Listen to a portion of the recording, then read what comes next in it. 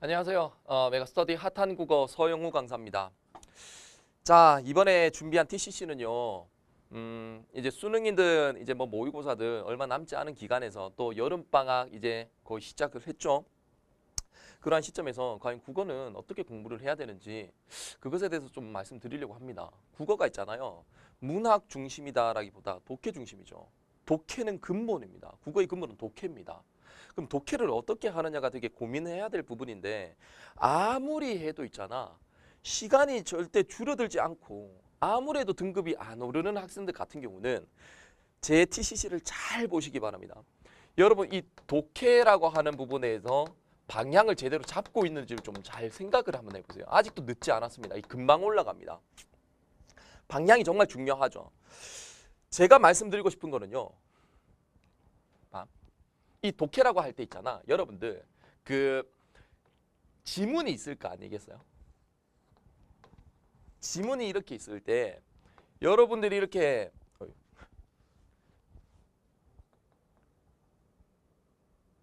사람이에요. 사람입니다. 사람이에요. 지문이 이렇게 들려요. 눈이죠. 눈으로 이렇게 바라보지 않습니까? 바라봤었을 때 이게 다양하게 뭐 이렇게 문장이 미친 듯이 길게 나올 것이고 그게 눈으로 바라봤었을 때 여기에 들어갈 때 말이야 글자가 들어가는 것인지 또는 내용이 들어가는지를 좀 잘 보시기 바랍니다. 글자가 들어가는 학생 있죠. 이 글자잖아요. 이 글자잖아요. 이러한 단어가 있죠. 이 단어가 이렇게 들어가는 학생 같은 경우는 좀 안타깝지만 시간 줄일 수 없어요. 시간 항상 부족해요. 지문 길어지잖아요. 그러면 터져버려요. 중요한 것은 내용이 들어야 돼요. 내용이.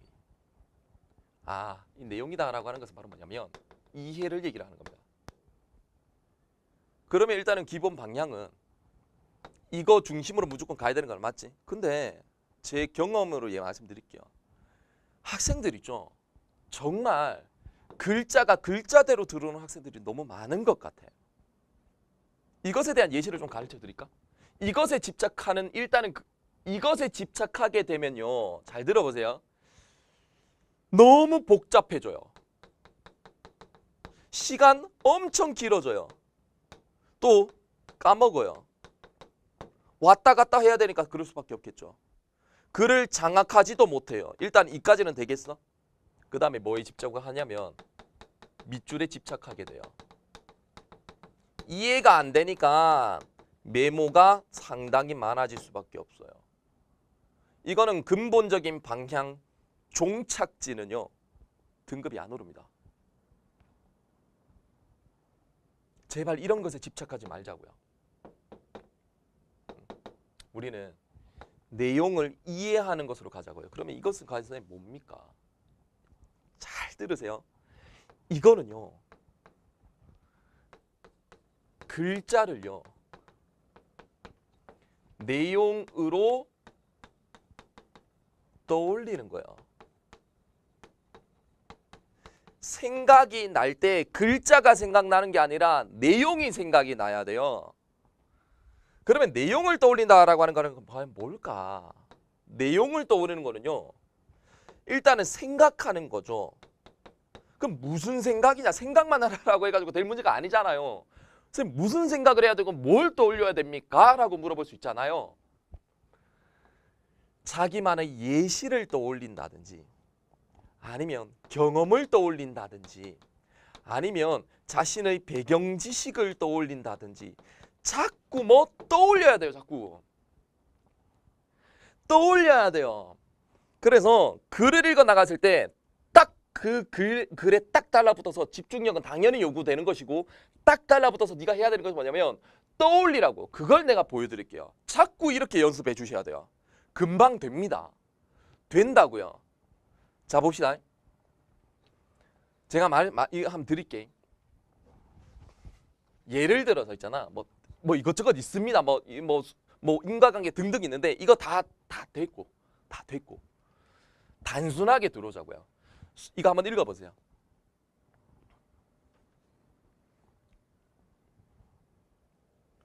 읽었어요?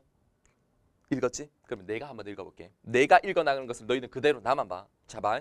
순자에 따르면 순자는 우리가 이해할 수가 없어요. 근데 배경 지식이 있는 학생들 1등급 같은 애들은 떠올릴 게 많아서 빠른 거예요. 등급이 낮은 학생도 떠올릴 수 있어요. 근데 순자는 떠올리기가 되게 힘들지 않습니까? 그냥 체크만 하자고요. 이 체크도 신경 쓰지 마세요. 전혀 신경 쓰지 마세요. 그냥 순자는 심이라고 있나 봐. 심은 도덕적 행위의 기준이 되는 도를 인식하고 실천하는 주체래. 이렇게 떠올렸니? 느낌 와? 다시 한 번 더 갈게. 순자는 심은 말이야. 심이 일단 읽다고 치자고. 이렇게 떠올리라고. 심은 도덕적인 행위의 기준인 도를 인식하고 실천하는 주체라고. 이렇게 떠올리는 거야. 그게 심이래요. 밑에 한번 읽어보세요. 떠올리면서 읽어봐봐. 내용을 말이야. 생각하면서. 했어? 됐어? 그럼 해볼게. 공자는 이걸 떠올릴 수는 없죠. 공자는 이런 자기 자각과 훈련을 통해 이것도 필요가 없어. 어쨌든 자기 자각과 훈련이에요. 그럼 생각해보세요. 떠올렸니? 자각, 훈련 이 글자가 들어오지 말고 내용이 들어와야 된다고. 그래야 떠올려지죠. 자기 자각, 자기 스스로 깨닫는 것과 자기 스스로 훈련하는 거예요. 자기 스스로 깨닫는 것과 자기 스스로 훈련하는 것을 통해서 이룩한 도가 실현되는 사회를 꿈꾸었단다.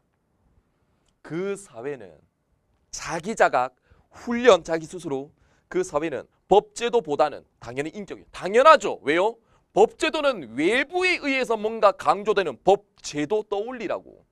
법에 의해서 뭔가 내가 맞춰지는 것이 아니라 자기 자각과 훈련을 통한 것이니까 법제도는 당연히 필자가 주장하는 것이 아니죠. 미안. 이거죠. 형벌? 당연하죠. 형벌? 외부적인 것이니까. 이거보다는 감화는 뭔지는 모르겠지만 이렇게 들어오는 거겠죠. 인격도 이렇게 들어오는 거겠죠. 이해됐어? 추동되는 사회였단다. 그러니까 우리가 생각해야 되는 것은 바로 뭔데? 이해했으면 밑줄 끌 것도 없어. 이해했으면 밑줄이 줄어들어야 돼. 등급이 높은 애들 막 밑줄 많아요? 안 그래요. 왜? 완전히 이해했기 때문에 그래요. 자꾸 떠올리면서 생각했기 때문에 그런 거예요. 그게 힘든 학생들 같은 경우는요. 손을 써도 좋아요. 되게 단어 자체가 어색하잖아요. 어렵잖아요. 자기 자각 훈련 떠올릴 수 있잖아요. 자기 스스로에 대한 자각과 훈련하는 것을 통해서 이렇게 떠올리는 거예요. 좀 더 연습해 볼까요? 보자. 봐봐. 도덕적 선택의 순간에 직면했었을 때라고 나와. 그냥 글자로 들어오면 안 된다고 내가 분명히 얘기했죠. 도덕적으로 네가 선택해야 되는 거야. 도덕적으로 의무가 아니라 도덕적으로 네가 이 사람을 도와줄지 도와주지 않을지 그러한 선택의 과정에 직면했었을 때 그렇게 들어와야지. 상대방에게 개인적인 선호를 드러내는 것이 과연 도덕적으로 정당할까? 그러면 이것도 있죠. 잘 보세요. 개인적인 선호 그냥 글자로 들어오지 말라고. 그럼 어떻게 생각해야 된다고요? 개인적으로 너는 내 친구니까 도와줄게. 너는 내 아버지니까 미안합니다. 죄송합니다. 죄송합니다. 너는 나랑 친하니까 도와줄게. 라고 하는 개인적인 선호를 기준으로 도와준다라고 하는 것은 과연 정당할까? 훨씬 더 이해되기 쉽죠. 밑에 한번 가볼까? 고전파 경제학자들은 항상 주어부를 잘 잡으셔야 됩니다. 주어부. 그러니까 주어부에서 결정되는 거예요. 글은. 그러니까 휙 들어가면 안 돼요. 그러면 생각해 보세요. 고전파 경제학자들은 지금은 되게 까다롭죠. 어렵죠. 생각나기가 그렇게 독해를 연습 안 했으니까 어렵죠. 하시면 금방 됩니다. 왜? 외부 지식을 내가 던지는 게 아니라 이끌어내기 때문에 네가 생각만 하면 충분히 되는 거거든요. 고전파 경제학자들은 그러면 옛날 경제학자들이 있나 봐. 경제학자들은 그럼 나라고 갈게. 모든 경제적인 흐름이 수요와 공급의 법칙에 따라 자율적으로 뭔가 조절되므로 자기 스스로 수요 법칙에 따라서 조절되므로 경기는 자연적으로 회복될 거야. 그 말은 인위적으로 뭔가 가할 필요가 없다. 그거랑 똑같은 거잖아요. 그냥 놔두는 거잖아요. 자유방임이 되는 거겠네요. 이거 한번 가볼래? 조금만 더 해볼게. 인간이 떠올렸어요? 그래, 떠올리기 쉽잖아. 왜? 나 자체가 인간이니까. 그러니까 이런 것들을 떠올리는 연습. 인간이 주로 역사에 의존해서 사는 경우, 그 말은 역사? 옛날 이야기, 옛날 역사에 의존해서, 그 말은 그것이 되게 중요한 거겠네. 의존해서 사는 것이니까. 역사에 의존해서 사는 경우 시간은 직선적으로 표상된단다.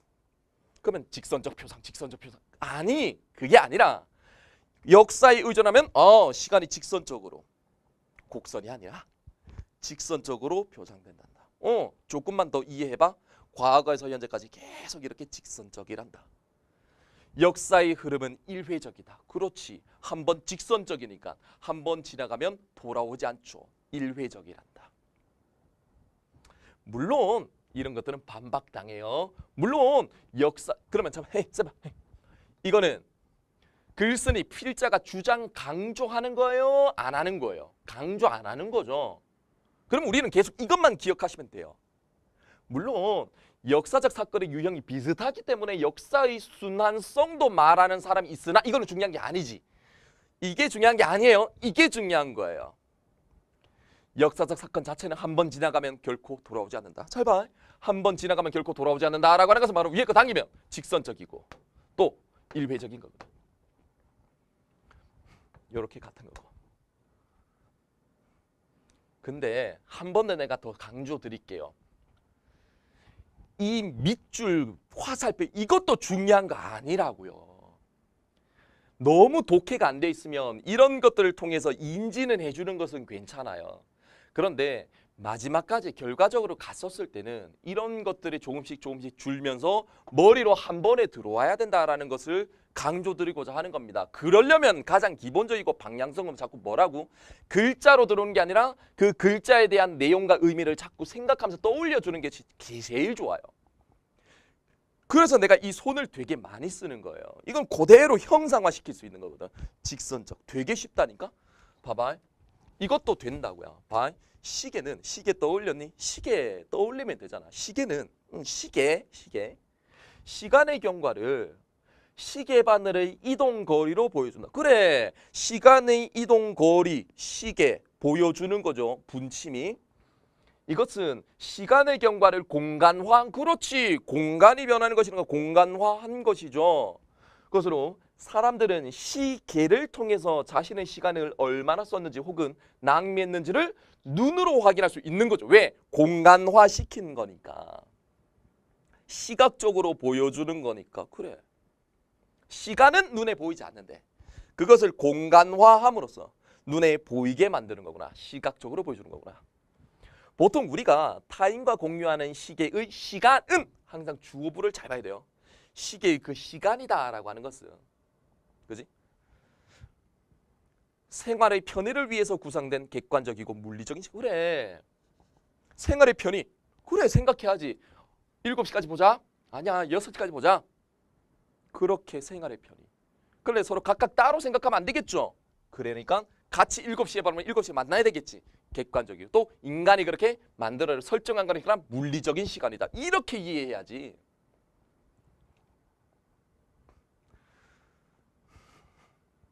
이것도 한번 볼래? 봐.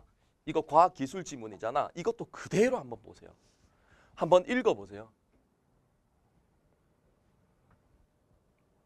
읽으셨나? 물어볼게. 글자가 글자대로 들어왔어? 아니면 내용으로 들어왔니? 이렇게 했니? 응? 그럼 내가 해볼게. 봐, 되게 쉬워. 되게 쉬워. 지구와 달은 떠올렸어? 지구와 달은 인력 때문에 서로 끌어당기는 힘 때문에 말이야. 자전 속도가 줄게 되는데 생각하라고. 자전의 속도가 줄게 되는데 이렇게 돌던 것이 속도가 줄게 되는데 서로 끌어당기는 힘 때문에 줄게 되는데 이렇게 들어와야지. 이 자전 속도와 관련된 운동량은 당연히 줄어들었으니까 운동량은 당연히 줄어들 수밖에 없겠죠. 지구와 달계 내에서 달의 공전 궤도가 늘어나는 것으로 보존된답니다. 아하, 그러면 이것이 자전 속도가 줄어드는 것은 인력 때문에 자전 속도가 줄어드는데 이 운동량이 줄어들어잖아요.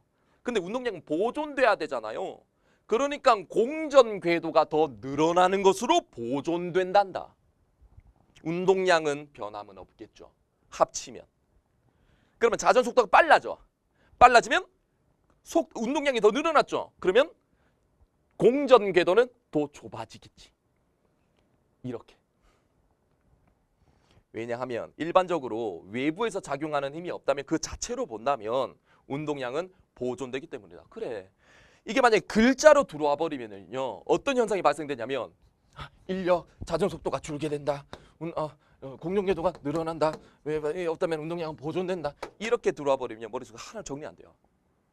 그 다음 문단 계속 들어오잖아요. 이해가 안 된다니까. 머리 터진다니까. 그러지 마시고. 내 말 어떤 그런 거 알겠니? 그러니까 이게 수업 들으면서 조금 더 계속 연습하면요. 금방 되는 거예요. 봐, 이것도 한번 봐봐. 이거는 되게 쉬운 건데 잠깐만. 제가 요거 한번 해볼까요? 이거 한번 해볼까? 한번 읽어보세요. 딱 이걸로 끝낼게.